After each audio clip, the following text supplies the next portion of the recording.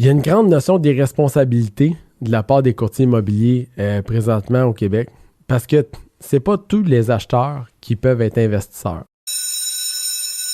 Bien, parlons des grands enjeux, comme tu mentionnes, de l'immobilier. Tu chroniques là-dedans, tu parles de ça. Depuis les 2 dernières années, on s'entend, en fait, depuis presque plus que les 2 dernières années, l'immobilier monte en valeur au Québec. Ouais. Tout le monde veut devenir investisseur immobilier. Ouais. Les courtiers immobiliers, ils parlent de, écoute, tout le monde devrait acheter une maison, devrait s'acheter un chalet, devrait s'acheter des immeubles à revenus, des condos à revenus. Tu peux pas manquer dans l'immobilier. Achète de l'immobilier, tu vas être riche. C'est comme ça que tu devrais prendre ta retraite. Qu'est-ce que tu vois là-dedans en ce moment? Qu'est-ce qui s'est passé dans les dernières années, mais aussi où est-ce que le marché s'en va selon toi? Il y a une grande notion d'irresponsabilité de la part des courtiers immobiliers présentement au Québec parce que c'est pas tous les acheteurs qui peuvent être investisseurs, OK? C'est pas parce que tu as accès à de l'équité, du capital, que tu devrais nécessairement investir. Parce qu'il y a des véhicules qui s'offrent à toi qui ne sont pas nécessairement reliés à ta personnalité. Les courtiers immobiliers sont exempts de l'AMF, donc c'est parce que l'AMF couvre vraiment juste les valeurs mobilières. Et d'ailleurs, c'est une bonne chose. Mais malheureusement, dans le monde du courtage immobilier, aussitôt qu'il y a de l'équité, il y a un jeu de levier qui peut s'installer et les gens ont accès à des produits d'investissement. On parle de l'immeuble à revenus, on parle du chalet, on parle de plein de choses. Et puis là, la problématique, puis je l'ai toujours dit, c'est que, tu vois, pour être courtier immobilier au Québec, ça te prend, je pense, aux dernières nouvelles, là, 600 heures de formation. Ouais.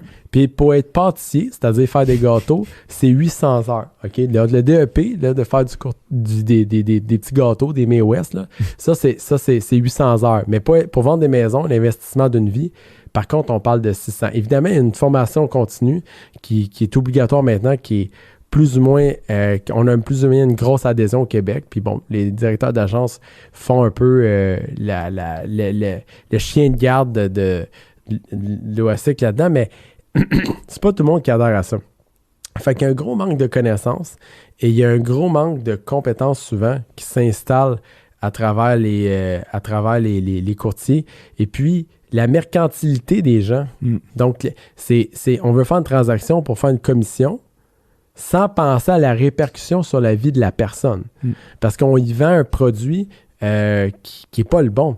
Je me souviendrai toujours, je viens de la région de Saint-Jean à un moment donné, puis je voudrais pas être pris hors contexte. Bon, ben, on va dire que dans un quartier moins propice, là, parce qu'avant, j'avais des termes peut-être plus hardcore, là, mais dans un quartier moins high-end, moins... futé, je sais pas, futé, tu sais. Et puis, dans ce quartier-là, là, ou que ça prenne, on va appeler ça une gestion active. Hein? Appelons ça de même, une gestion active, OK? Donc, on peut s'imaginer... Ça sonne comme le quartier où est-ce que j'ai grandi, moi. On a grandi pas mal, on va se le dire, là, pas mal pauvre. Là, donc, disons, quartier où est-ce que j'ai grandi quand j'étais jeune. C'est ça. Genre de place où que le craft dinner, c'est le matin, midi, soir. C'est ça. T'sais. Fait qu'on va se comprendre. Fait que... Et puis, on vend ça à une personne qui est un professionnel, qui n'a aucune aptitude sociale pour régler des problèmes de communauté. Et puis là, la personne, à un moment donné, doit gérer la problématique sociale. Parce que quand tu es propriétaire d'immeuble, puis que de petitplex, ben, tu gères, c'est toi qui fais la gestion directe, tu parles à la personne. Ouais. Et puis là, ben, tu t'es fait vendre un 4 logements, déjà en partant qui est un investissement so-so parce que tu veux être un investisseur. Fait que donc, c'est son revenu personnel, ton ratio personnel. T'es déjà pas à bonne place, tu peux pas rentrer un gestionnaire là-dedans, t'es pogné avec les gens qui sont là, et puis là, ben, tu gères des gens qui sont en crise, qui sont dans un quartier qui est pas adapté à tes besoins parce que ton style de vie veut. Les valeurs mobilières, puis toute la réglementation qui entoure ça, qui est chapeautée par l'AMF, met un cadre aux courtiers qui, eux autres, vendent des produits qui sont souvent plus propices. Même s'il y a de l'abus qui se fait, c'est plus réglementé. Ouais. Malheureusement, le courtage immobilier, il n'y a pas ça. L'OASIC ne fait pas son travail. Il faut comprendre que l'OASIC, là, c'est les courtiers qui le payent. Oui, effectivement. L'AMF, pas. Non. Fait que la situation, là, c'est qu'on se ramasse avec une personne qui a acheté le mauvais investissement. C'est de la brique puis de la pierre, puis on la touche, mais on gère des humains. On ne gère pas des papiers. Fait qu'on ça devient problématique. Fait que donc, présentement, avec un marché de surenchère comme on l'a vécu, où que tous les liens de la bourse du gouvernement fédéral ont été ouverts, puis qu'on s'enligne vers probablement une récession, vers une augmentation des taux. Là, les courtiers, là, ça a été lancé, comme dans Alice au pays des merveilles, tu sais, quand la sorcière, elle arrive en haut, elle dit « Allez, mes petits! » Puis là, il y a comme des genres de singes avec des ailes qui ils volent, là. Là, ils te vendent toutes sortes de cochonneries à toutes sortes de monde qui ne devraient pas toucher à ça. Ouais. C'est ça, le courtage immobilier au Québec.